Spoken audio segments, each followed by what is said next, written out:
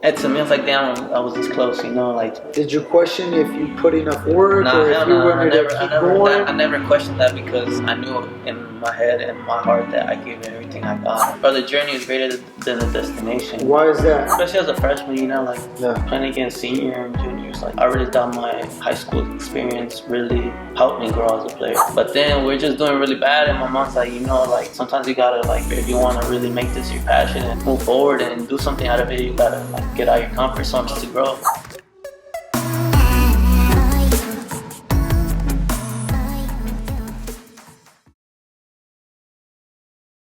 First of all, thank you, bro. How you feeling today, man? Feeling good. I want to thank you, bro, most importantly, because this is my first podcast, as you already know. There's a lot of people who want to know what it's like to get to the next level, bro. Romy, bro, Romario, how did that name come about? Well, my dad, bro. My dad was always a big soccer head, loved soccer. And it was after the 94 World Cup, or 1990, I think. And you know, Brazil was killing it. And my dad just loved soccer. And actually, my older brother, Jonathan, you know Jonathan, my dad wanted to name him Francescoli. So it was crazy, but my mom was like, nah, no way. So they went with a safe name, Jonathan. His middle name's Francescoli. Okay. But then the second one came, and my dad's like, you gotta name him Romario. And then my little brother, Ronaldo, after the 98 World Cup. Okay. So my dad just a big soccer head. Brazilian soccer head. So he just loved the name. Where's your dad from? Mexico. Which part? Ocotlan. Okay. It's a pueblo next to Guadalajara. That's great. Did your dad ball up? Did he play pro, he played. semi-pro? Nah, he didn't play pro or nothing, but he always balled up. I seen him like play Sunday league and stuff. Okay. And growing up, like he's the one that taught me everything. Like I didn't have to train or nothing. He's the one that would take us to the park, all three of us, and just play. Whether it was soccer, we would play other sports too, but mainly soccer. He just loved the game and wanted to show it to us, and we fell in love with it. What was his style of parenting/coaching? At the park, to be honest, it's crazy because like my parents split up early, so we would see him like every other Sunday. So every other Sunday, it was straight to the park and have a good time, you know. So whenever we were with them, he wasn't really too hard on us. He wanted us to enjoy the game and just have fun. And like the day we had with him, he didn't want to like fight or nothing. He just wanted. We're out there on the field playing soccer, and he wanted to have a great time with us. And every Sunday, I still remember to this day going out there and playing 2v2s. And the park, and then other kids would join in just because they saw us having fun, and my dad would always be very welcoming, like, hey, you know, like that's what soccer's about, having fun and enjoying it. So my dad was never like really strict or like, oh, do this, do that. He kind of like let us learn and just be creative and just play. To be honest, just ball up. Yeah, exactly. Soccer has no language, man. Exactly. Everybody's as you can see it with our Wednesday night pickups, bro. Yeah. Everybody's invited, man. Regardless of what style, man. That's awesome, bro. I think it's because of him that like I really like enjoyed it. You know, it was all like not release stress, but just be creative. It was art to me, you know. Like you just go out there, have fun with friends, family, anybody, you know. A soccer ball could bring so many people together, and that's what it's there. I always like. I think my dad was one of the mains that's all right. Like this game could bring you so much, and like, just enjoy it. Absolutely. Yeah. Reason why I asked that is, you know, you got those Latino parents that are very picky, very aggressive, a lot of expectations. Yeah. Like, I came in Jovi here, you better have the best game of your life. Yeah. Like, where'd you grow up again? Well, I grew up in Inglewood. Okay. So like I was like in 4th grade, and then in 4th grade I moved to the Valley, and just been here since. Where the Valley? You had family out here? My mom wanted to move out of Inglewood. She kind of was like, all right, let's move out, see what's out there. Oh, and I started playing club soccer, and there was a team I was playing club soccer with out here. It's called Valley Boys, and so my mom's like, man, like I like the area, like. Yeah. Which part of the Valley? North Hills. And then I came here and played soccer, club soccer, and I loved it. The rest was this. Yeah. That's very interesting, dude. I had no idea you were from Inglewood, dude. Yeah. I thought you grew up here. That was your whole upbringing. Nah, I grew up in Inglewood, but what's crazy that like a lot of my family's from East LA. So I would go play like Saturday recreation on Saturdays and Sunday in East LA. Okay. And so I'd play, it was a park called State Street. Okay. And all my cousins would play there. We were like, we really want to know because our whole family went there. And growing up, so like probably like age of 9 or 10, from like 6 to 10, I played there. Just played soccer right there. Played basketball too, baseball. You know, it was like all around. Yeah, so we'd always go there, and that's where like athletic wise, that's where like I grew up like soccer wise. Just learning how to play. All my friends were from East LA, but I went to school and grew up in Inglewood, so it was like. That's crazy. You say that, man. Yeah. I grew up in Culver City. Oh, okay. Well, most of my weekdays and weeknights, when it came to like nightlife, you know what I'm saying, consisted in South Central, right next to the college. So that's the style, and that's where I feel my personality came from. Yeah. You capture what you see. Exactly, you know? bro. So I would come back and apply that in Culver City, which is a whole different side of town. You know? It's crazy. So it's crazy. It made me very grateful. Exactly. You know what I'm saying? That I would have a home. My home base was different. Yeah. Compared to other cats. It makes you really appreciate, like, especially at a young age too. You know, you don't really see it. You kind of start realizing it more as you grow up, and like you look back, like, damn, you know, like some little thing like that you realize back then is like means the world to you now. Absolutely, you know? man. What's crazy is that, you know how I was telling you that like we would go to the park with my dad. Yeah. Well, we would go every Sunday, and this one kid, him and his brother started playing with us, and his dad told my dad, like, hey, does he play anywhere? And he's the one that introduced us to Valley Boys. So my dad told my mom, and my mom was like, all right, you know, let's take him out there. I went, just trained, and they're like, come back, and I kept going and moved to the Valley and just started playing with them, and we're a bronze team. I moved up to, I think, Silver Elite. Okay. So it was like I was there a good 3-4 years, and then once we got to Silver Elite, our play, you know how they start going to gold, like other teams see them, like, all right, we want them. I mean, so everybody started breaking up. So I was there, and we're playing, I think, Silver Elite, and we just came in last place, bro. Like lost every game. Because you guys were that bad, or it was just not? We just everybody left. Everybody left. So it was like, you know what? And at that level, like teams were pretty good. And so my mom's like, oh, and my friends that were there before, because we're doing really well. Like went to like semifinals of State Cup. We're doing really well. And so all the teams saw our players and like, you know, like bring them here and like take them. Yeah.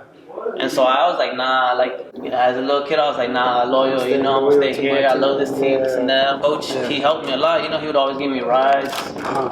Because my mom had to take care of my younger brother and my older brother was working, so he looked out for me, you know, and I respect that. Like, even at a young age, I was like, man, he don't need to do that, you know. Yeah. So I was never the one to be like, nah, I'm gonna leave, because everybody was leaving. But then, like, how many players left? Because usually when 3 or 4 of them leave, that makes a huge dent. A good like 6 or 7, bro, and like the better players, you know. What was the teams at the time? At the time, Barcelona. Over here in the Valley. Barcelona was, I think, like more Pasadena area, LAFC. Okay. So like 3 or 4 went to LAFC, which was like La Cunada area. Okay. So it wasn't too far. And my friends. Was before the actual LAFC. Yeah, before the actual. Yeah, this was like 10 years ago. Okay. And they told me about it, and I was like, nah, I want to stay here, and like because of my loyalty and everything. Mm-hmm. But then we're just doing really bad, and my mom's like, you know, like sometimes you gotta like to further, if you want to really make this your passion and move forward and do something out of it, you gotta like get out of your comfort zone and go somewhere else to grow. And so I was like, you know what, I'll go train with them, you know, see how it is. And I went to go train with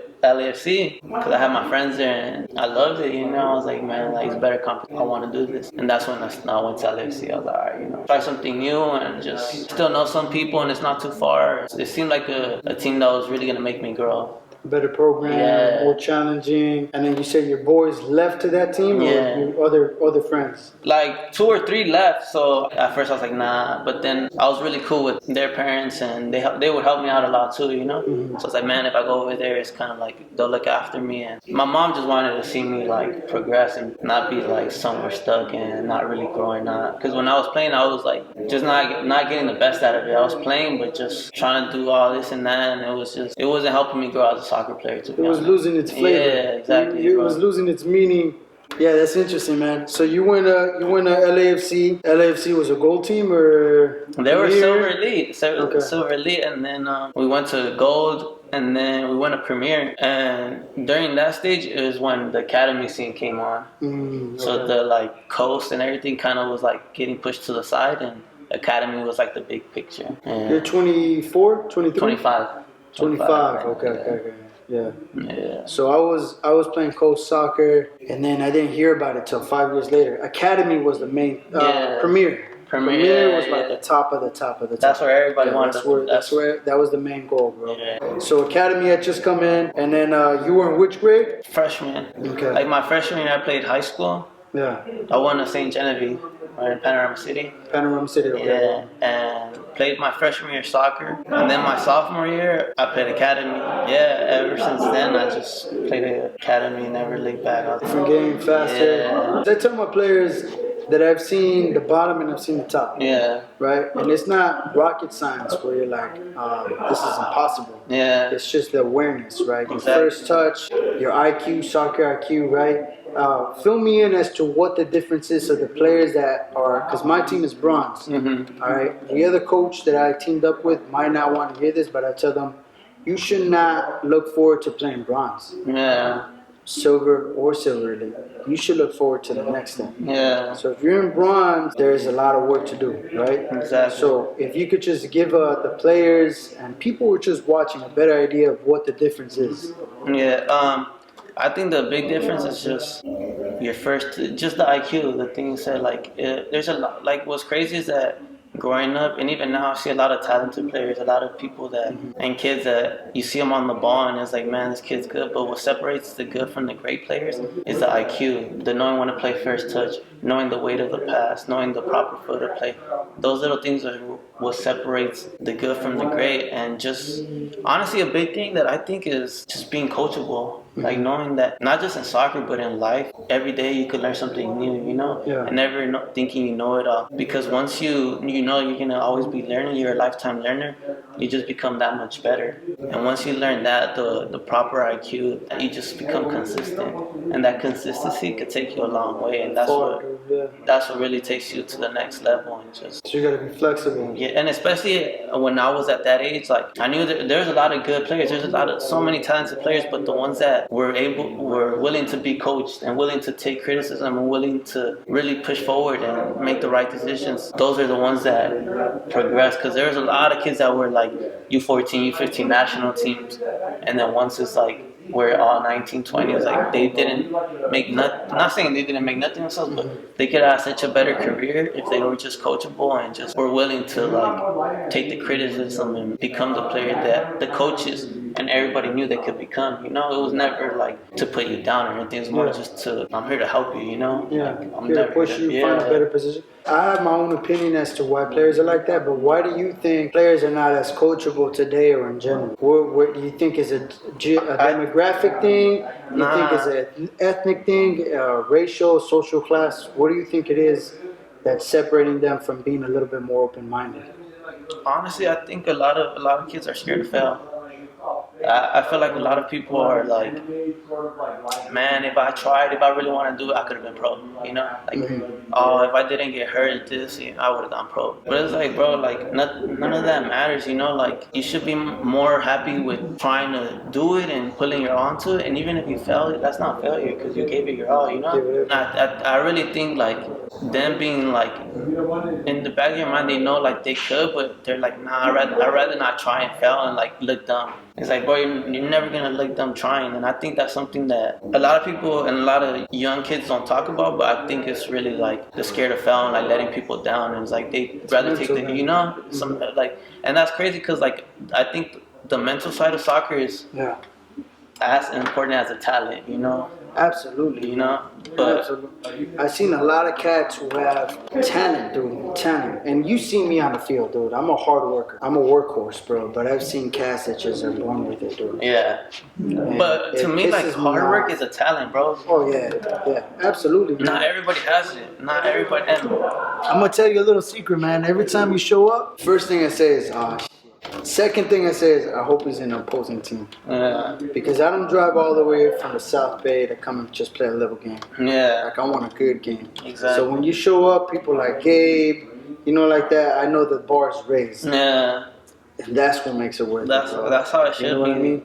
It's you're supposed to challenge yourself, bro. And I think soccer is a metaphor of life, you know, like how you take the game is how you're gonna take life in general. Like, just never be scared to fail, man. Like, you could live with failing and going after something not succeeding, but in my eyes, that's not failure. Failure is when you don't even try at all. That's weakness, dude. Exactly, bro. And it's tough to tell kids nowadays because it's a different generation, so you gotta find the right words. Yeah. You can't really talk to them that way. The coaching, I think the coaching that we had growing up is different than now, you know. Not saying it's worse or better, it's a whole another world, you know. You got to know how to talk to the kids different, how to approach it. It's different, you know. That's why I think coaching is, even teachers, you know, coaches, it's tough, you know, but I salute them, you know. They're the next generation that teach everything, so it's like, I love that about like coaching, like you, bro. It's tough, bro. It's not easy. You gotta, every individual is different. You gotta know how to handle every individual differently and try to get the best out of each individual, you know. So and then you gotta figure out where they come from if you want to be that type of coach. Because there's some coaches just show up, they just throw a bunch of cones and they scream at you. And then the kids, I don't know if you heard this, but when I was getting my next license for coaching, they showed us a video that it was very dramatic, dude. The dad was grilling his son. His son just stared at the window like, I don't want this anymore. And then it hit us with the stats, which was shocking. The stats said that by age 12, 13, 14, around there, about 60 to 70% of kids end up quitting soccer because the parents, first of all, they don't play the sport, so they come with a different mindset. Second of all, the kids don't have it. So as a coach, dude, you have to find ways. Where's the kid from? What's his insecurity? Try to put yourself in there. What's his positive? What's his strength? How can you boost his strength? The reason why I ask you that is because you went from club to LAFC, and then you're in high school. You're playing varsity freshman year, sophomore year. Okay. And then what division were you in? In high school? I think it was Division 6. 6? Yeah. Okay. So you're Division 6, which is semi-competitive, it was right? Pretty good. Okay. Especially as a freshman, you know, like playing against senior and juniors. Like, I really thought my high school experience really helped me grow as a player, to be honest. Like, just the size difference and like where I was at, like the high school I went to, like I felt like I was like one of the better players, even as a freshman. Like, and I felt like, not that I had a lot of responsibility, but I wanted to take that responsibility. You wanted to show yourself. Once I'm in as a freshman, like damn, you know, like I'm playing varsity against seniors, and once I played my first couple games, I was like, all right, like this, I could do this. It's nothing, you know, like it really. I felt like it brought my confidence up, you know, like it was like you always wonder if you're able to handle it and the pressure and like the situation and everything. And I felt like, man, you know what, like I'm that guy, you know, I could take this, you know, like what's next, you know? So I felt like that helped me grow as a player, especially in my confidence for sure.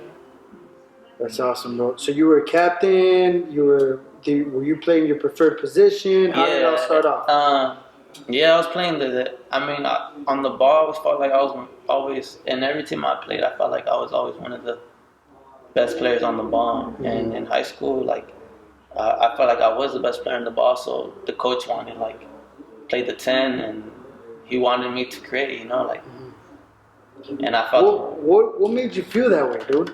What made you gain that confidence, that positive thought, that feeling where you can't take this away? Hard work.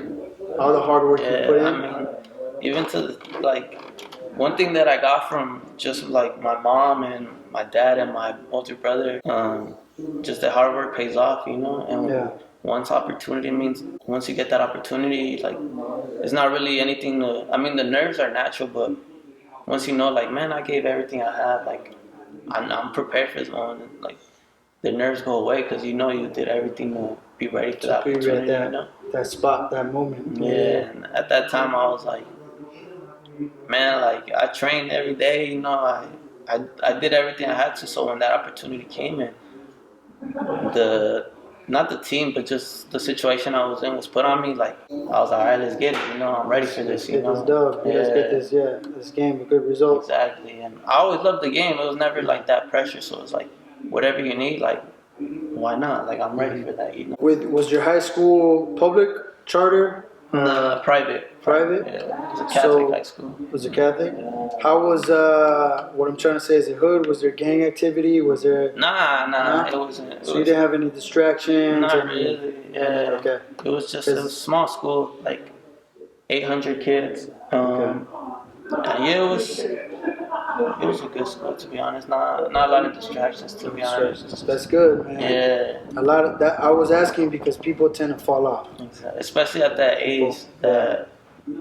Like the age you said, a lot of people quit. It's not even just because of their parents, but a lot of people just lean towards different stuff. You know, a lot of distractions, a lot of other things. So it's like, it's high school, so people are more social. Yeah, exactly. You're trying new things, and you just want to fit in sometimes, or you don't. Yeah. You know? So I've been there.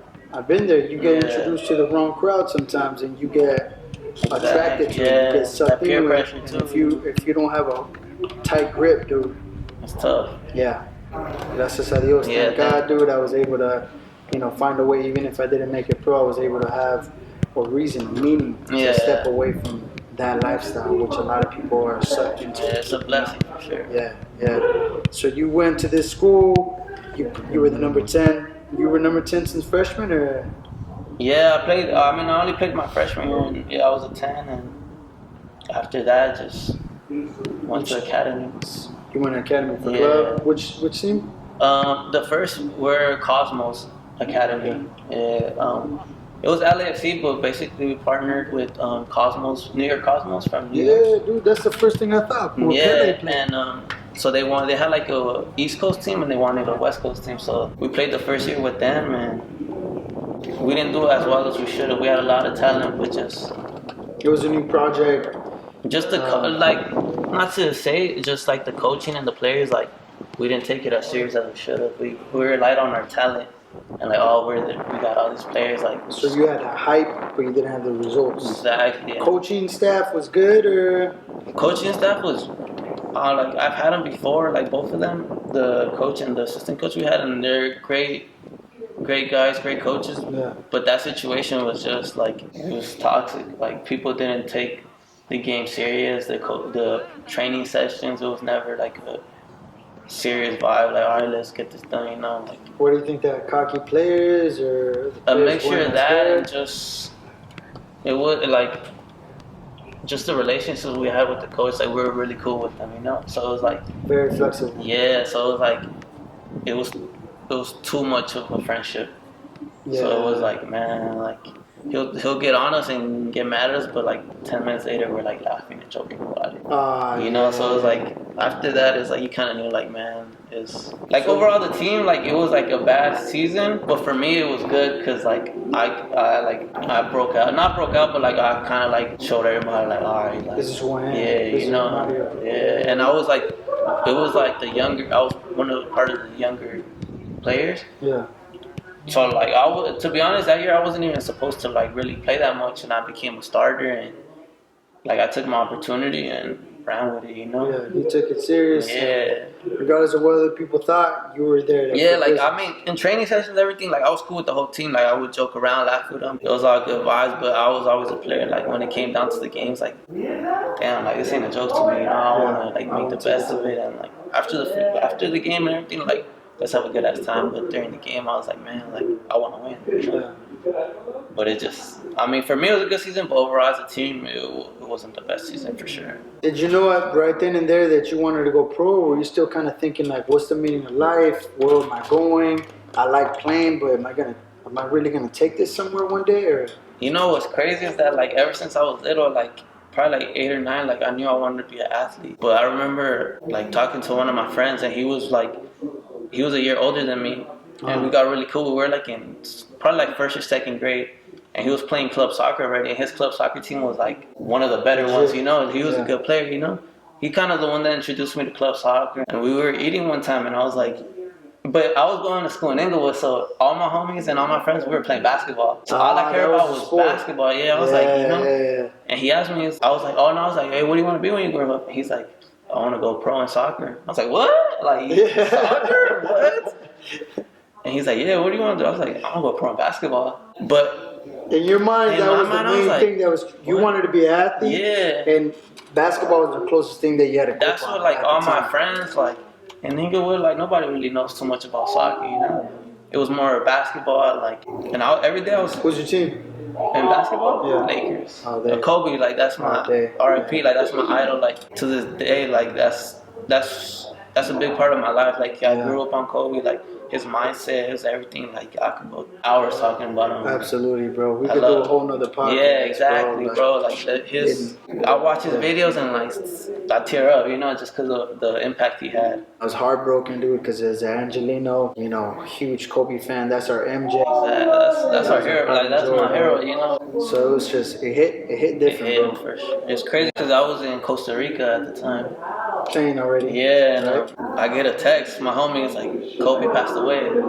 You're like, shut that. Bro, I was like, is Kobe your dog? Because he has a lot of dogs. I was like, is Kobe your dog or what? He's like, Kobe Bryant, dog. And I looked and I go on Twitter and I'm like looking at Kobe Bryant and then I'm like, bro, this is a joke. Like, no way. Yeah. And then more people start hitting me up, I thought it was just a me. Yeah, bro. It was crazy, bro. I didn't know how to feel, bro. And what's crazy is that like the whole week, to be honest, you could see the impact of just everybody. Like even in Costa Rica, bro. Like really, people were wearing his jersey, just talking about him. Like everybody, like since I was like the American over there, they're like asking me like, hey, Kobe, this and that, and I was like, bro, how you know about Kobe? Like people wearing Kobe shit. I'm like, bro, what? Like, in Costa Rica, bro, like, like I would never expect people from over there to like know about that. Isn't it like 1/3 or 1/4 American? Yeah, bro. Yeah. It's crazy. It's like a hotspot for like Americans to go over there. Like surfers, the upper class. Yeah, there, exactly. It's a beautiful country, a lot of money.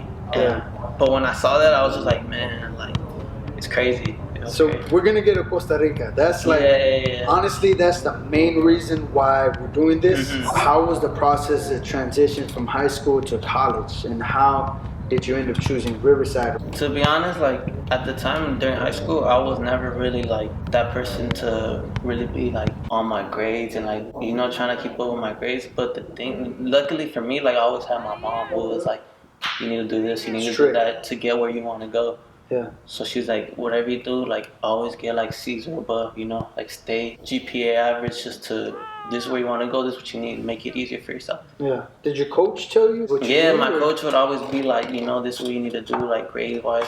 But my mom was always like, do this, do that. And so like I always trust my mom, like that's my everything. So everything she asked, I would do, I would mess around a lot, but when it came down to the important things, I always knew like, all right, this is what needs to be done, and I did it.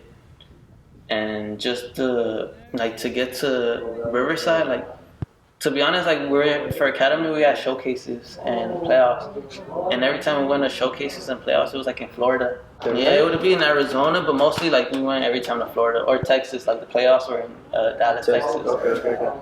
I mean, the whole season I would ball up, but in those showcases and playoffs, like I'd go off like 2 goals a game, 1 goal a game, and so I got a lot of schools hitting me up, like Duke, South Florida, San Diego State, and I was just, man, I'm gonna go like to a big school. I was like, Duke, like let's go, I knew like the basketball team and just, I just wanted like the hype, and I told my coach, and my coach like, you shouldn't be going to any of those schools. I'm like, what? Like, what? It's like just the playing style. A lot of long ball, they want bigger physical guys. He's like, that's not gonna fit you. You'll go and you'll like the environment and everything, but you'll hate the soccer. And I was like, I want to go, but he's like, nah, like I know where you should go. And then Riverside hit me up. He's like, that's the school you should be going to. Like he just felt like Riverside was the perfect fit for me because it's a small program, but like you could make a big difference there. In my eyes, being like really prideful and confident, I was like, man, I could go to any school. But just because I knew like my coach and everything, I was like trusting him, I was like, what, like let's check it out. And I had my visit there, and I liked it. I enjoyed it, and the coach was really straightforward with me and stuff. So I was like, man, like I like being the underdog, and I like taking a challenge. I was like, what, like I know I can do something in the school. I can make a big difference. And even though I wanted to go like to a bigger school, like you always want to be like, yeah, bro, I'm going to Duke, and like everybody like, damn, that's tight, Nah. But I was like, nah, like my mindset changed, like not trying to impress other people, but just this is the best thing for my career, and if I want to make it to the next level. So once I talked to the coach and went on my visit, I was like, I want to come in here. Like I know where I want to be, and I know. And another big thing was that it wasn't too far from home. And my family is big for me. How did you guys do within those 4 years? Was this a challenging program? Coach, players, what was missing? What was good? Well, my first year, when I went in, like I didn't know what to expect, and I really didn't know too much about like the college scene and how it worked. Yeah. And so coming in as a freshman, like with my size and everything, like I felt like the coach kind of saw me and was like, damn, like the college game is a bigger size, like physical game. And during preseason, I was doing well, but I was balling. To be honest, I felt really confident. Was doing everything like he asked me to. And then we played our first game. There was like two other freshmen, and they were starting. And in my head, I'm like, what? Like I was like, man, I'm better than just being confident and like. What did they have there? Did the coach tell you like they have this? Nah, I think he just like favorites or what? Nah, not favorite. Maybe, to be honest, I don't know, but I think he just like saw their size and was like, that played a factor. And I think he just didn't. I hadn't earned his trust yet, and so like the first half plays and it's like 0-0. I haven't played. And I'm telling my homie, like, bro, like, if you don't play me, like, I'm not gonna rush her, like, I was thinking, like, bro, like, just like I knew how hard I worked, I knew how good I was, like, and then the second half comes and I start, so I'm like, all right, let's get it. A friendly, of course, right? Yeah, it was like preseason friendly, but it was like a big game because it was against our like city rivals. So but it was CBU. D1 as well, or they're D1 now. They were D2 at the time, but they're like they're like. I think they won like the national championship like 2 years before. No way. Yeah, so they were a big time school. And so the first 10 minutes I go in, I score. No. Yeah, I think on my first touch, just finish it, and I'm juiced, You were playing cam or? Nah, left wing. I was playing winger. Yeah. Okay. And then we end up winning the game 2-1 in overtime, and I just feel good. And then my whole freshman year, I was like an on and off starter. The person playing in front of me was a senior. Both of the wingers were seniors, so I would like sub with both of them. Yeah. But they were like good, like role models. Like they took me under their wing. There could have been like a lot of like, man, like. Who's this little cat? Yeah, like they could like easily push me aside and not try to help me. But nah, they're like, we see your talent. We're trying to help you. Like they'll always give me pointers. It was never that like bumpy. Bitter. Yeah, bitter. It was a cool relationship. Always looked after me, and like nobody needs to do that, So I really like.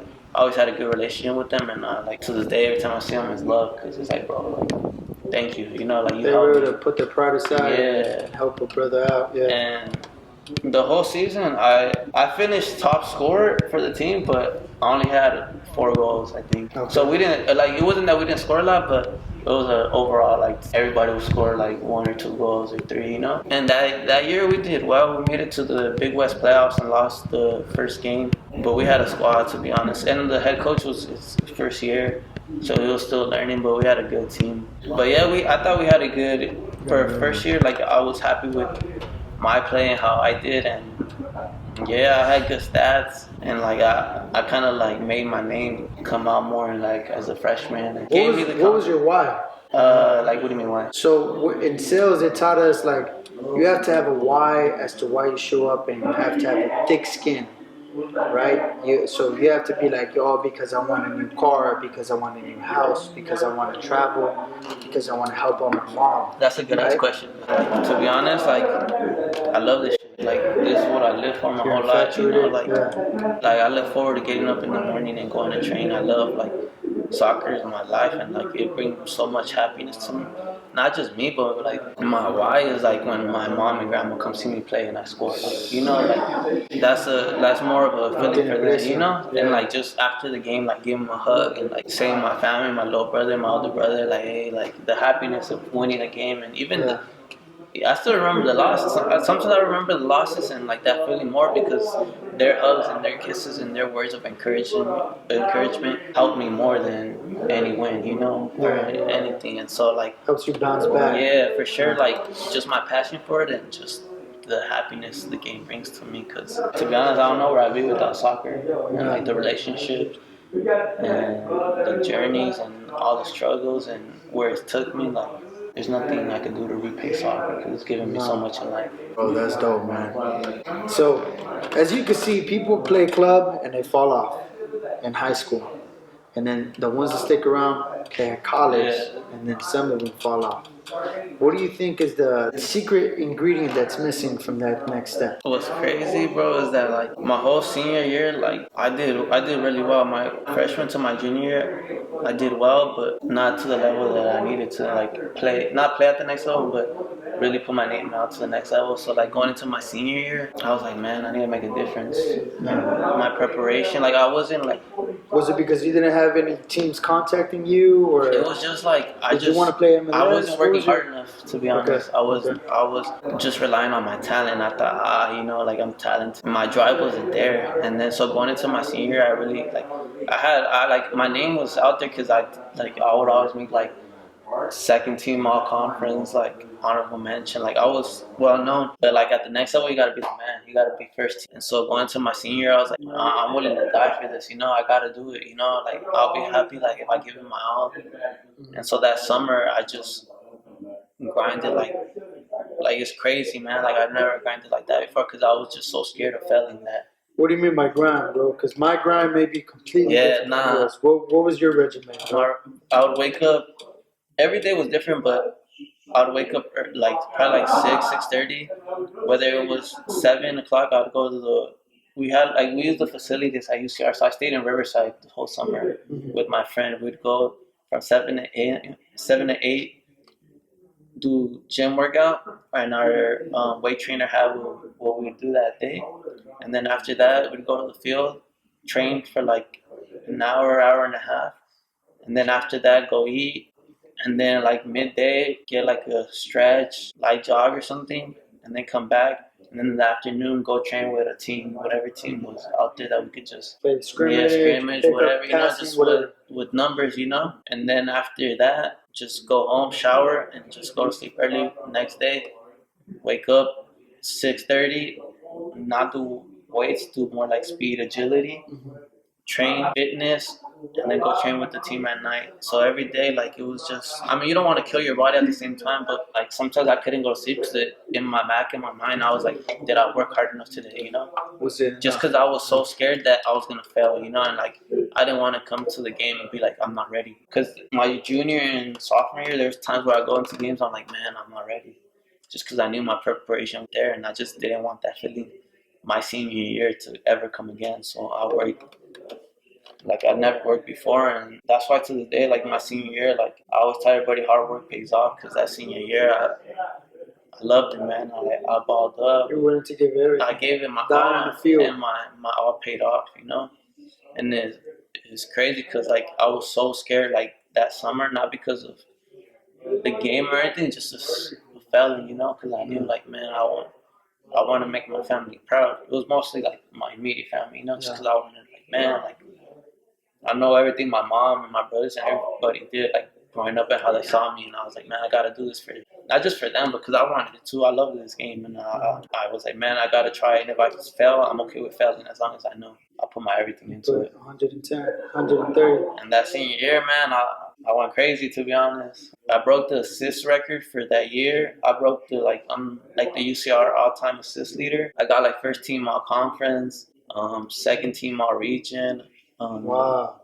Leading, I had like 7 goals, 9 assists. Like I put up numbers, and like they had like a top jar thing. I was like top 100 players. I was like 80. I got into the MLS draft. What happened with that? On the, how they have like mock drafts and everything. Mm-hmm. Like on all the mock drafts, I was supposed to like get drafted like to Portland or Chicago Fire. And so that time came by. I talked to my agent, and he was just like, man, like they're just worried about your size, They thought they saw you play and they loved you. They thought you were really talented on the ball, everything they liked, but just your size, they were worried about it at the next level. But in my head, I was like, I know I'm good enough. Like, yeah. But it's part of life, and that just made me more hungry, I was like, all right, like more like, all right, I'll make you regret it.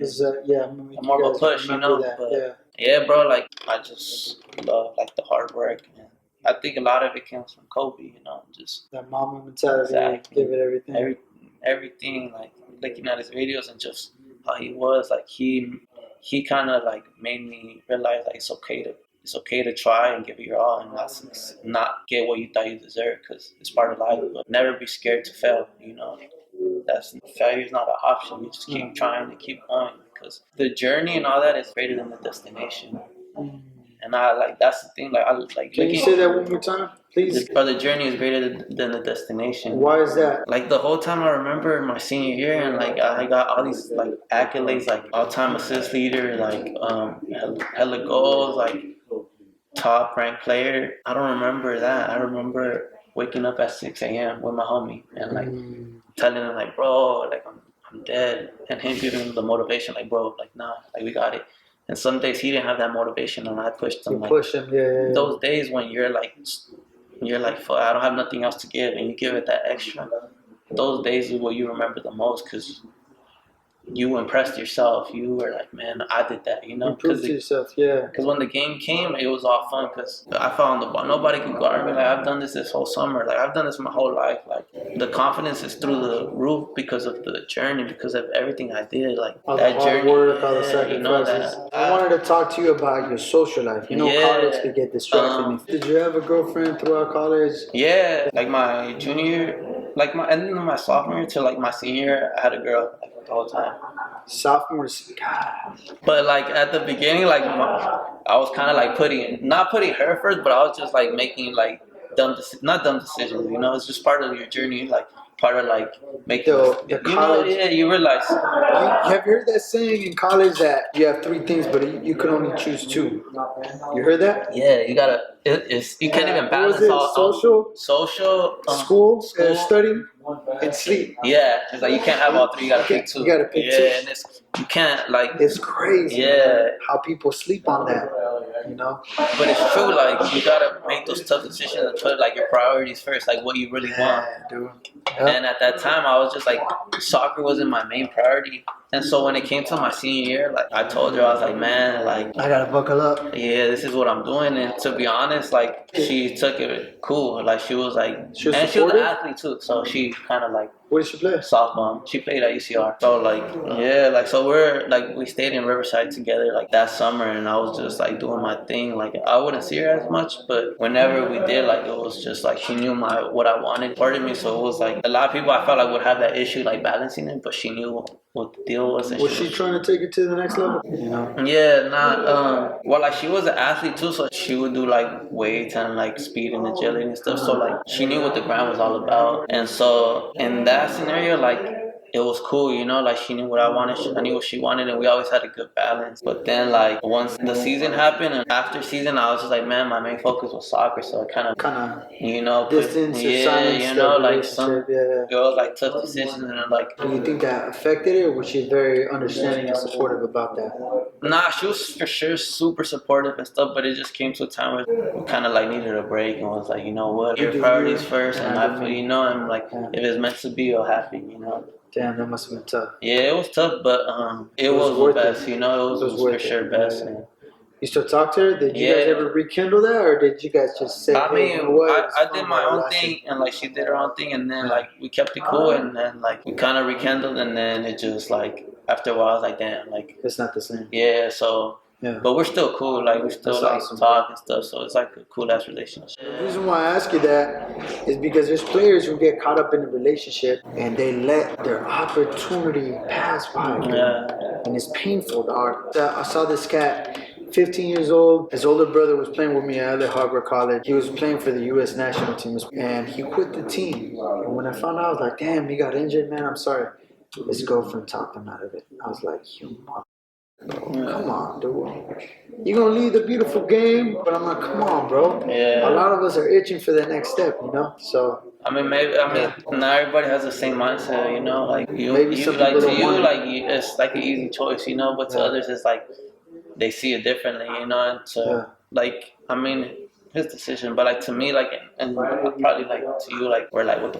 Bro, like you know, like, and like how I said, like I'm willing to die for this. Like it's true, you know. Like I love. And like I've done so much for it. It's that Mamba Mentality. Like if I want something, I'm gonna go get it. Whether leaving it all out there, I'm gonna do that. You know. Exactly. So that didn't end up working out for the better. It didn't make sense. Obviously, you guys are cool. Yeah. I'm happy to hear that, dude. Very good, bro. And then senior hit. Tell me more about how that hit you when they told you weren't MLS enough, right? And back then, when I thought of MLS, with all due respect to where it is today, I was like, bro, MLS, bro. Yeah. You want to go there? Why don't you go to Mexico? Yeah. You know, why don't you go to Europe? or go to Argentina or Colombia, try it out there. You know what I mean? So what was going on through your mind? I know I'm good enough, but it's kind of like, it for sure hurts because you're like, and to me, it's like, damn, I was this close, like just to like being that, it wasn't the end, so I was like, there's still more to give, Yeah. So when they said that, it hurt, but it was like, all right, like, what's next, like, I'm gonna find my way somewhere to where I want to be, but it's just whether it's just gonna be a harder road, but I'm still gonna get where I want. I'm not done. I'm not You're not done. gonna knock me out. Exactly. Yeah. So it did hurt, like somebody telling you you're not big. Especially what hurt is that it wasn't even talent; it was size. Like, come on, like that's not what soccer is, in my eyes. But to like, you look at Messi. Yeah, I understand it because I just like I know the game and I know everything. So I was like, I respect the decision. I don't agree with it. I think I'm a better player. No hard feelings, I'm gonna still grind and do whatever I gotta do to make it. Mm-hmm. Let me throw a curveball at you. Do you think that college was the right path? Because a lot of people tend to say, you know what, I'm gonna just go to Mexico or I'm gonna just go here, right? Do you think they regret that? And there's nothing wrong with saying you regret it if there's a justification, right? Because a lot of people argue about, is college ball the right path? Is studying taking too much time away? You look at cats in Argentina or Europe, they train 2 to 3 times a day. Is college taking too much time, right? What were your thoughts before and after college, and especially when MLS said no thank you? That's a good ass question too. Yes. But because I thought about it, and when I think about it, I just to where I wanted to be back then, and like just because I love soccer and I knew that's what I wanted to do with my career. If I could go back, I wouldn't go to college. I wouldn't. Yeah, I wouldn't. I would. I would have rather and I wouldn't have gone to Mexico. I think I would rather go to college than to go to Mexico. Why? I just feel like politica. Yeah, there's a lot of politics and it's corrupt, and I just feel like it's just not. I think you have a better. You don't have that what if? I think I would have. If I could go back, I'd rather go to Europe and try to play over there. Do you think because of your aspirations or your style? Because the Mexican style is completely different from the American. You go to college, it's more long ball. Yeah, I feel like the Mexican style fits me more, but I just feel like overall, like the whole leagues and how it's ran and everything, I just feel like it is very like corrupt, and it could like I've seen it do a lot of players dirty. Chicharito talk about it with his own favorite team, Chivas. And the fact that he talks about his own team, Chivas, is like, damn, bro. Yeah. It's huge, man. It's unfortunate because Mexico has a lot of talent. Yeah. USA has a lot of talent, bro. Yeah. Because USA is a melting pot. You got Swedish cats, German, Mexican, whatever, bro. You got Brazilian, and it has yet to win a World Cup, bro. You would think that it's cheating. I mean, just not even qualifying to the World Cup is like crazy. Dude, against Trinidad, wow. You seen the lineup today? The roster. Yeah. They got Barcelona, Bayern Munich, and that's the thing that a lot of the players didn't really go to college. No, that's why I think like they ended up skipping that route because they knew that to Europe and their master's degree was on the field. Yeah, exactly. Their bachelor's, master's, PhD. It's I'm a huge fan of this book called Outliers, Malcolm Gladwell. Oh, okay. He says that in order to become perfect at something, right, you have to be able to commit 10,000 hours. Yeah, I think I heard that. Right? And when you complete that, that's when you say, I'm a master soccer. Yeah. You know what I mean? So I feel that as powerful as college is, because a lot of cats get injured, right? A lot of cats don't cut it, at least they walk over with their degree. You know what I mean? But at the same time, it's wasted in me, bro. It's kind of wasting some time, bro, because they could go overseas and f it up, bro. Like, everybody's situation is different, for sure. Like, I think college is a good route for a lot of players, but I feel like those that are talented enough because you're not worrying about a final or about this paper. I mean, college soccer is literally 3 months season, and then the rest is like, you're not allowed to touch the ball for a certain. It's more weightlifting, running.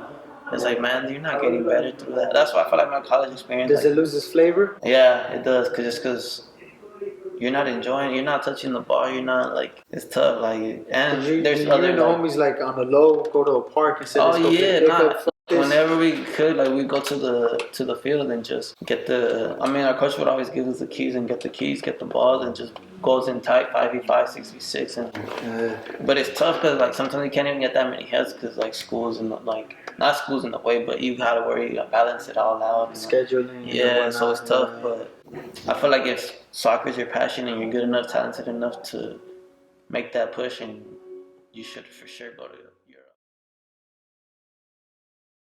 Yeah, I loved it. The experience playing over there, and just the what I was surrounded with, and the people I met, and the soccer I played, and just everything in general. I made a lot of great friendships, connections to people. Just got my name out there, and like I don't know. I felt like Costa Rica. Like I loved it. Like I could honestly like see myself living there. Like really, yeah. Like that's how much I loved. Retired? Yeah, like even like playing a good like 5-6 years over there. Like I wouldn't mind it just because my experience there was so like beautiful, and I loved it. That I'm like, man, like I enjoyed it that much. Like I don't mind staying, you know. That's dope. So yeah. Earlier you were talking about I remember now the lifestyle over there. Yeah. Right, and how people make what they have life. Yeah, just like a lot of what they got. hardworking, humble, beautiful. Beautiful energy, just a beautiful vibe that they have, and just make you really appreciate and love life for sure. It humbles you, right? Yeah, for sure. When you compare that lifestyle with LA, what are your impressions of LA? Does it change your mindset as to what you think of it? Or? Nah, not at all. I mean, it just makes me think like, man, a lot of people in LA, like, not that they have it good, but man, there's a lot of other people that have a lot less and make the most of it, you know. And a lot of people in LA, like, it's so beautiful and just so much like resources and so much stuff that you can get out of if you really wanted to. And over there, like, man, if they have those resources and stuff, like, you know, it makes you just think of it differently. But honestly, like, there's a lot of people in LA that like they would love it in Costa Rica just because of their vibe too, you know. And it's like it's just the people you surround yourself with. It plays a big factor in your life. So like, over there, I just met a lot of more people that really like were thankful for each day of their life. And I feel like a lot of people in LA like just live their day, you know, like, oh, I got tomorrow, but all the resources, you know, all the things to do. But over there, like whatever they have, they make the most of it. They enjoy life. They're thankful for it. They let you know that they're thankful, you know, like the pura vida and everything. Like every time you talk to them, it's like you're inspired just because you're like, man, like, I want to have that mindset you have, you know? Not saying that LA people don't have it, but over there you see a lot more people with that mindset, and it's like, yeah, you know, like 100%. that's love, you know? Yeah, I feel like LA could get a little bit distracting when it comes to things to do. And that's why, correct me if I'm wrong, I feel like the percentage of players that come out of here are maybe less of cities where there isn't as much to do. Yeah, and there's like, over there, like, that's what they look forward to. There's not, like, it's not much else, like, to really do, to be honest. And like, that's their life. So they're thankful for that, and then when they have it and when they go to the games, they make the most of it for sure. Yeah. But I mean, LA, I love LA. Like, there's nothing like, I'm like ride or die LA. You know, I love LA. Every time I leave and I come back, like, I was like, man, I miss LA just because LA is beautiful. Like, I love everything, ocean, the people, the mountains, everything. You got everything here, and just like you surround yourself with good, genuine people. Like, there's nothing you can't like about life. I mean, I've been blessed to be surrounded with a lot of like great people and build great relationships. And I mean, you have some bad relationships, this and that, but it's normal. Yeah. You need those to really appreciate the good ones, you know. So it's part of life. And yeah, I love LA, and just the talent here, not just in soccer but every sport, you know. Like, I think it's the best for sure in all of the US. Like, just athletic, soccer, anything, bro. I ride for LA, man. I love LA all day. All day. When you said that you wouldn't mind living in Costa Rica, I feel like there's a lot of Angelinos that feel if they go visit, like for me, Barcelona. Yeah. Right? The lifestyle is so laid back. But I know that I will miss LA. Yeah. You know what I mean? Regardless of how much it's changed and how people argue how gentrified it is now, I will miss it, man. Yeah. This where it all started. Everything. Facts, bro. Like, when I say like living in Costa Rica, like, I'm coming back though, you know? You gotta come back like every at least 5-6 months. There's something about LA, man, like being raised, and it's a passion towards it. Like, how they feel about over there by Liberia, that's how I feel about LA, you know? Like, I take pride in my city, and I rep it like over there. Like, do you have a soccer team here in MLS? Do you mess with any of them? Or? I like the culture and everything behind LAFC, but like my older brother, he coaches at Galaxy. Galaxy, so, yeah, that's right. I mean, that's tough. My brother, that's my brother. So I always like, you know, Galaxy. So absolutely. But I love like just watching the game, like the MLS and just what LAFC has done. Like I really fuck with that. Like, I think that's what like soccer in the US needs. I feel, and I don't think LAFC fans are gonna like this, or my homies are gonna like it, but I feel that LAFC was able to learn the goods and the bads from Galaxy. Yeah. Right? Because when Galaxy was at the Rose Bowl, bro, man, those were good times, bro. Yeah. But I feel that they were able to learn the goods and the bads from Galaxy and say, hey, how can we make this more to the people? Yeah. I mean, it's a fresh start, So it was like, all right, this is what we need. Everything that LAFC or Galaxy did that worked, they used, and whatever it didn't work, they tried to like, all right, let's do something else. The fact that they made it about the fans right away from the get-go instead of like a business, right? I mean, that's what soccer is, Like it's about like the people and the city, man. When you have that, like that's a smart business move because the money's gonna come when the support, no matter what. If it's a business and the fans and everything is not, the money's not always gonna come because the support's not there. But when you got the support, like. And especially in LA, like LA will ride for you, like no matter what. Like if you got the community behind you, no matter what, like the support is gonna come and the fans are always gonna be there just because it's from the heart, Yeah. So like 100%. The money's always gonna come in. Like people are gonna see that. Even sponsors or big companies are gonna be like, I want a piece of that pie. Exactly, And it's something beautiful, man. When I go to the stadium, man, seeing that the 3252 and seeing the flags of Brazil. Yeah. Ecuador, Colombia, Mexico, all that, man. That's just the beauty. Yeah, people come together. Yeah, exactly. You meet English cats, you meet American cats, and you see everything, dude. That's the beauty. And I imagine over there in Liberia, people come together, they drop whatever they're doing, even if there's politics or anything. Yeah, it's bigger than that. It's something that over there is like you could be going through tough times, and a lot of people are, but they like, man, like this is my time to enjoy. This is what I love. This is something that's gonna bring a smile to my face, and they make the most out of those 2 hours. To be honest, and that's why every time I went over there, like I loved it, because it was something that I wasn't really accustomed to. Over here, like the passion and the lifestyle that they saw soccer, and it was like, not that I hadn't seen it before, but it was like this was an everyday thing, like, so it made me really like it. So what positions did they have you playing out there, man? And what difficulties did you have, if any, right? Because you said that right away you were able to adapt. Yeah, I mean, just something that I always like realized is like, man, like I could have a good first day, but it's not about being good one day. It's about consistency and always being a player that the coach could always rely on. Like, man, like I don't know how this person is gonna do this and that, but I know like Romy's gonna always like give me a good game. It might not, some days it might not be my greatest day, I might not be the best player, but I felt like I always want to be the player that he could count on me no matter what. And so since the first day, I was like, man, I had a good day, but it's not about what I did yesterday. It's like I gotta prove more and more now. So it's just being consistent and then just always staying hungry. To be honest, like it's what you need. Once you get comfortable, I just feel like you just never you like improve, but you're not to the degree, like you never want to like set a limit for yourself. Every day you could grow, even if it's a little bit. Some days you might grow more than others, but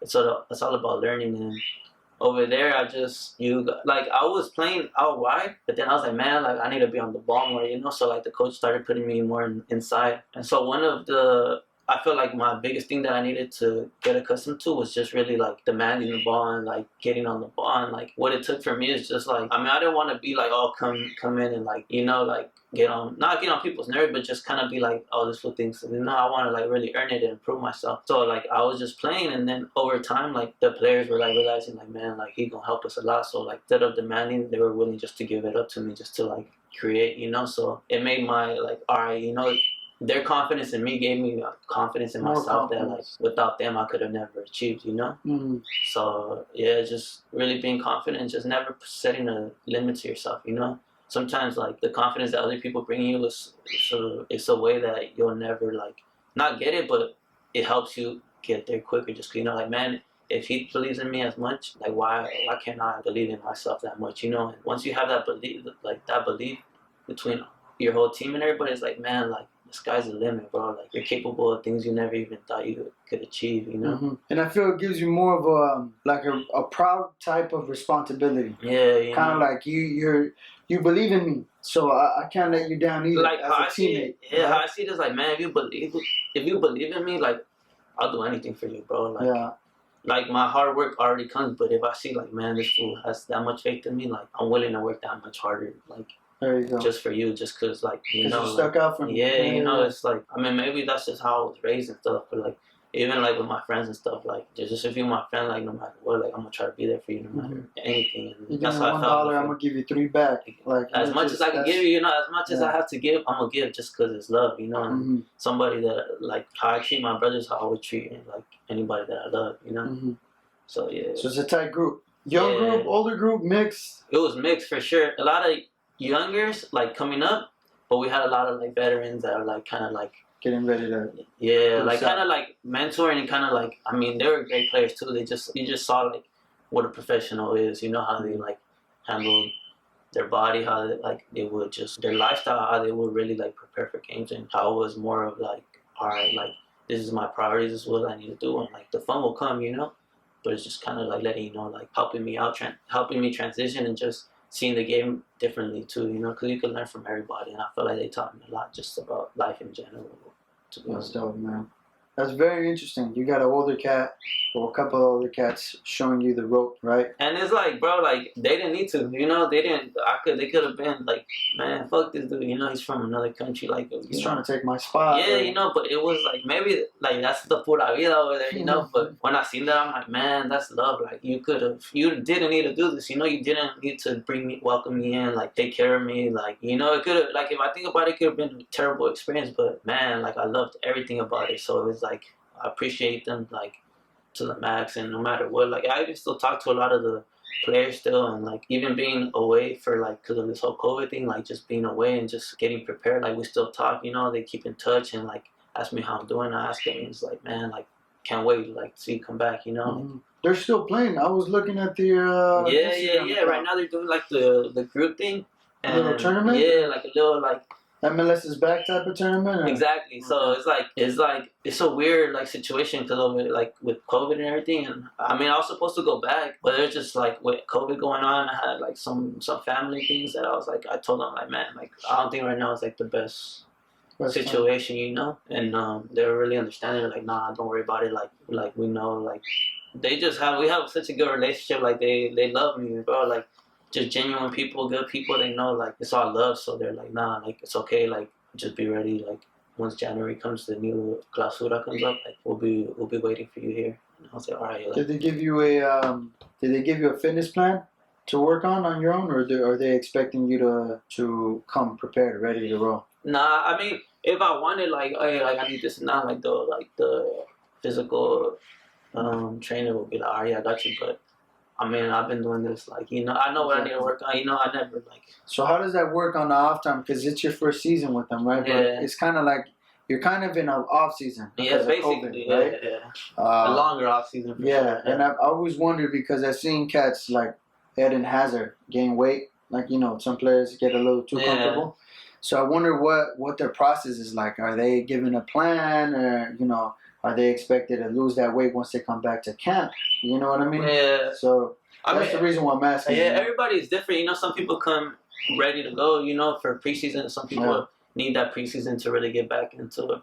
Yeah. But for me, I love the grind, and I love, like, it's something that I do with my brothers, and, like, a lot of friends are still in the same, like, they're still playing the same situation as me. So, I mean, we just, it's what I'm surrounded with, you know, like that, like, if I tell my homies, let's kick it, like, all right, let's go train, let's get some work in, and then, like, have a coffee, have a drink, you know, have a good time. But first this, yeah, and then we could go ahead. It's always like get some growth. It's not even like, oh, we gotta do this, like we want to do it, you know. It's like something that it's a given. Yeah, and I love training, and I love the ball, you know. I love playing, and so my off season, I mean, I have just everything off I learned that from high school, academy, college, like, and all the like trainings and trainers and coaches. Like, I mean, I feel like I have a lot of knowledge, so I know where, like, what I need to do to improve, and just trying different things, you know, just staying ready. So I never really worry about that because I know what I need to do, and I have motivation, you know. That's the biggest factor, you know, the motivation and the willingness to do it. You know what weight, you know what the expectations are over there already. Yeah, and I have a lot of resources just off of, like, friendships I made and, like, people I know. Like, man, like, I'm blessed, you know. If I want to get better, each and every day I can. That's what I noticed. I thought you were just training on your own. No. So when I pulled up, I saw your brother, and then I saw the other cats. I was like, oh, this is a not your typical session. Yeah, and like every morning, like you see, you experienced it, bro. Like we go train early in the morning, get our stuff done. Everything is a good time. And then after, like, hey, cafecito, you know, just to start off the day better, you know. And when you go, like, man, you could go like at 9. We end up talking till like 12. You know, it's some like 20 minutes. You know, people got to go their own way, but those 20 minutes, it's all love and it's a good time. And those 3-4 hours is, man, it can carry on the whole day. You know, it's just a good time. You know, it's we're almost there for a minute. It was a good. You know, just sometimes you're like, damn, you take your phone, you're like, damn, I gotta go, bro. You know, like. Well, for me, the sun was hitting me. I was like, bro. Yeah, but like the conversation and everything is just like, man, like that's what soccer brings to you, you know. Yeah. I didn't want to interfere because just trying to chop it up with everybody. I wasn't trying to act brand new. Yeah. But then I accidentally asked you something, and then boom, we just went out, bro, for another 30, 45, and I was like, chinga, we gotta head out. Yeah, you know, that's the beauty with just soccer, man. Like the friendship it brings, the experiences, man, is love, you know. And they all got something to tell, like a dope story or exactly, bro. And that's where like the brand started, you know. So tell me more about that, man. I want to learn.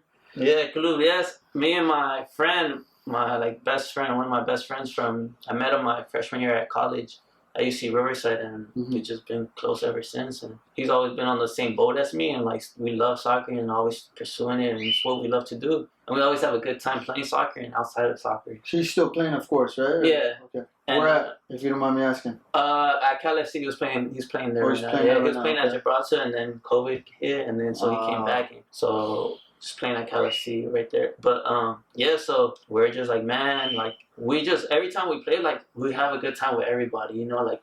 If he was here with you, like we will chop it up and like have cafecito. That's dope. Have a drink, you know, just have a good time talking. Whether it's about soccer, just about life in general, you know. We're like, man, like that's what we love this game. Like this is what it is, and we grew up on Ronaldinho, you know. And the number 10, just like the happiness and alegría it brings to like when you go watch a game, you see the number 10, you're like, man, like he's the one that like makes you smile, like the creativity, the talent, everything. And then I mean, we always kicked it. We did. It's a heavy number. We did EGD, my brother's mornings, like his academy basically, and we'd always go in the morning. It was mostly me, him, and my little brother, and then we're just like all three of us were like, man, let's start this, you know, like something we love. We got the designs, and then we came up with Siempre con Alegría. I love that. I love that, man. Yeah, I'll make sure to rep your bro. And we started and like people just really loved it. And we're like, man, like with this hoodie, like it starts a conversation, you know, like, oh, like what's Siempre con Alegría, Club? And we tell them like, man, like the friendships, like I tell them about my journey, what I'm telling you now, and then just like how we're doing, like the conversation leads up to your journey and like how you grew up in Culver City, like where you played at, you know, this and that. And your coaching and how that your love for the game and everything that it brought to you, you know, like your experiences, your friendship, like man, like this podcast off of like just going on Wednesdays and playing and like developing a friendship is love, you know, like and that's what it is, bro. Like Siempre con Alegría. And something that really like it was a big factor in me is that like no matter what you're going through, like I mean everybody goes through tough times. The journey is different for everybody, and some people aren't as lucky and some people are lucky, you know, with their talent and their hard work and everything. But no matter what, like, siempre con alegría, you know, you might be going through the tough times, but always remember that, like, this tough time doesn't last forever, you know, it's always okay to think positive and be like, you know what, I'm gonna get out of this, you know, I'm a warrior, I'm gonna get through this, and, like, just know that you're strong enough, and the alegría will take you farther than anything else, you know? Absolutely. I'm laughing because I learned that at a young age. My dad used to whoop my ass a lot, man. Yeah. I was just like, I don't want to say I was rebellious, but I was inquieto. I was too hyper, man. Yeah, I was that cat with the backpack and the leash. Yeah. Like, they couldn't let me go. Wow. I was here, there, and everywhere, man. So, like, I found myself getting my ass whooped a lot. So, when you said that, I just remember back in the day how I would say, like, you know, these next 5 minutes are gonna be painful. But after that, dude, you're gonna be chilling, dude. Yeah, and it brings you life lessons forever, you know. Yeah. That's it. Like, I love spreading positivity and just, like, you know, like, soccer is spreading alegría and positivity, like, and that's what, like... And it's true, Because you could be having a bad day and you roll up to the park, and for those 30 minutes, 1 hour, you forget everything that happened. Yeah. Everything that happened. And then you walk out with a different perspective. Mindset. You're like, man, you know what? I can get through it. Like, everybody's strong, man. Everybody, that mentality, they got it, you know? Yeah. You just got to bring it out of yourself and, like... It's medicine, dude. It is, bro. If you really think about it. Just the friendships, and that's the biggest factor for me. Like, soccer has brought me so much that, like, man, let me show you what it brought to me, because I know it could bring you just as much. The experiences, the friends, like, man, I'm big on family. I treat everybody the way, not the way they treat me, but I treat you like family, just because it's like, I love just being a good person. I mean, I'm not the most perfect person, but I try to, like, be as good of a person as I can be to anyone that I meet. And just like, man, like, we're all blessed, you know, and this is just trying to show you, like, man, like, no matter what you're going through, like, alegría and just the faith that you have will get you farther than anything else. Absolutely. Yeah, so that opens doors, dude. That's it. Yeah, I mean, the hoodie to get a hoodie, man. Yeah, it's hoodie season, bro. Yeah, so bro. I'm gonna cop one off you, man. Yeah, I got you, man. I mean, it's been doing really well. I mean, a lot of people really relate and love the message, the meaning behind it. Yeah, so. I just like when I saw Club 10, I was like, you have that curiosity. Yeah, like, it may have a meaning, but I'm going to add my meaning to it too. You know what I mean? Like you said, it's your meaning. It's your story. Your alegría, your struggle, true, man. Everything, bro. It's you, and that's what. And when you go to the stadium too, same thing. You look forward to like, oh, that's the 10, right? Yeah, you know? Bro. Like I always wake up with this shirt, bro. You feel me? No, I'm just messing with you. Look at myself in the ear. It's gonna be a nice day. I'm a 10 out of 10. Yeah, bro. That's dope, man. That's dope, man. So I have some questions for you, and I really appreciate you taking the time to come out, man. And again, like I told you when the camera was off, I definitely want to go out there and experience a game in Costa Rica. Yeah, I feel that whenever I go to a new country, one of the main things I look for was usually 3 things, right? It's what type of coffee do they have? You know what I mean? Coffee over there. If they have a local beer, right? And then if I could play a pickup game. On the 4th one, where the ladies at, right? Like, where's a good place to go social? Buy your ticket now, bro. Buy your But the 3 things, man, like, what's their local coffee? Yeah. Do they have a local beer? Like, I want to try it. And then, can I catch a soccer game? Yeah. You know, when I was in Barcelona, I went out there, dude. I kid you not, they were playing pickup, but it looked like this PDO team I was training with. Boom, boom, boom, boom. Yeah.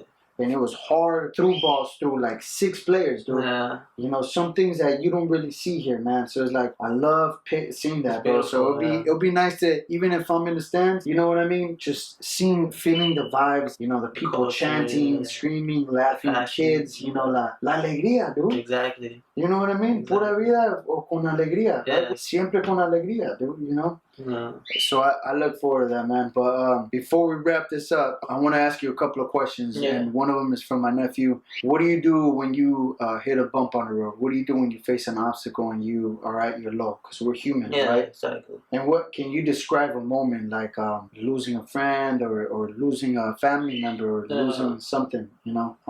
That's a really good question. Yeah. I mean, I struggled with that, not that question, but just how you set it up. I struggled with it a lot, like, growing up. And, like, I mean, it's tough, but, like, one thing that I learned from just the struggles is that, like, you gotta embrace it, you know? Like, it's not gonna be perfect. A quote that I always, like, live by, like, I mean, my senior year going to it, like, I would always take my risk and I would write BITS, and it was like, it stood for beauty in the struggle. And I got it from a J. Cole song, you know, I love J. Cole, but that always sat in the back of my mind, like, beauty in the struggle. And it's like, you need the struggle, you know, like, your journey is gonna have a lot of ups and downs, but just know that when you're struggling, like, you need that struggle to really, like, push yourself and see the type of person you are, the character you have. Because when the struggle comes, like, I swear a lot of people just, you know what, like, it's over, you know, like, they're not willing to embrace the struggle and really rise above it. And I think, like, sometimes, man, like, I have a bad game, you know, like, you kind of, like, you question your talent, you're like, man, am I really this good, you know? But every time I felt like I've asked that question, I've answered myself, like, yeah, I'm that good the next time.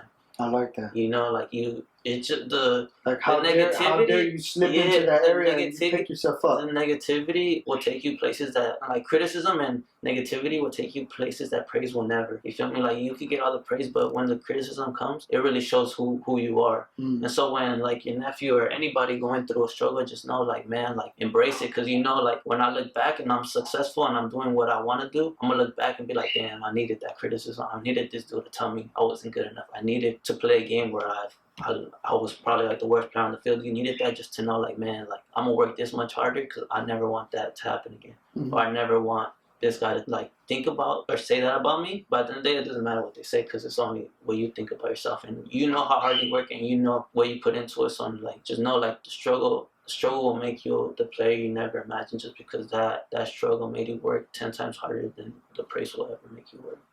What was the process like? Because you just mentioned that you kind of had to buckle up. What were the first couple of steps? What helped you? Did you seek advice from homies, family, mentor, counseling? What made you walk back to that path? And what would you tell that one cat that's currently going through that right now? Well, I think one of the biggest factors is surround yourself with people with the same mindset and just that are gonna need to tell you what you need to hear and like be straight up with you, because that's what was something I felt like a big factor to me. Like I had people around me that knew, like, had a lot of faith in me and knew what I was capable of, and they pushed me to get to that level. And yeah, just having like my little brother, like I knew with him, like it was always like, all right, let's get it. Having my teammates there that I stayed in Riverside with to train, and them like kind of like, all right, this is what we need to do. Like, nah, you need to do this more. Like when I didn't have the motivation, they pushed me to get it after, and when they didn't have it, you know, so it's like it's a balance. That's what it is, and just having people that support you and like let you reassure, like, man, not keep going, you know, like whether that's like a girl or like whether that's just your family and whoever's around you, like it does play a big factor, because sometimes the struggle does get you and you're like, man, is it worth it? I don't want today, you know, like, and then leads to it's important to have those people like, hey, nah, like, you started this, you better finish it, you know, like just that reassurance, surround yourself around good people, and just that's a big factor for sure. So those people will play a big factor in your life and to getting to where you want to be, for sure. 100%. I love that, man. Surrounding yourself. I've been through that. I could give you 1,000 stories, but when you choose your group wisely, dude, not out of like I want to have fun, you do see a big difference, bro. Yeah. You do see a big difference. I have another question I have one more from another player. He plays. I'm the high school coach. All right. And he's actually a promising player, dude. He always comes in with that positive attitude. You know what I mean? That's going to take him a long way, for sure. So his question, right? How did it feel? And I've asked you that, bro, but just for him specifically, how did it feel to finally go pro after years and years of dreaming and putting in all that work? It's an amazing feeling, to be honest. You're like, man, like for a moment, you just kind of like got to take it in, like, damn, like soak it in. Yeah, you know, like be really thankful and blessed, you know, like when I first realized, like, man, I'm a pro, like I thank God, you know, and just because my faith is so strong, and like I know with God nothing's possible, you know, like with him, like everything I do and everything that I have is because of him, and my faith in him is one of the biggest things. So like I knew with God, like anything's possible in life. So as long as you have faith in him and in yourself, you're capable of anything. So it was really like, damn, you know, I'm thankful. But then also was like, man, like I knew this day would come, you know, like about time. Yeah, you know, like, and it wasn't about.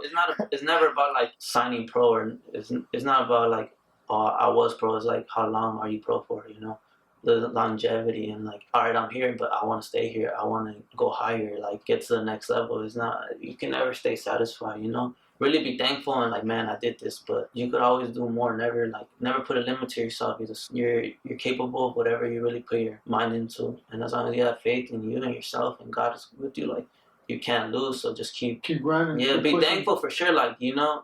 But once you're done being thankful, all right, let's get it, you know. Get back in the gym. I got like a lot of people are proud, but man, I'm gonna make you more prouder. Like just wait, you know, give me some more time. Because this is just the beginning.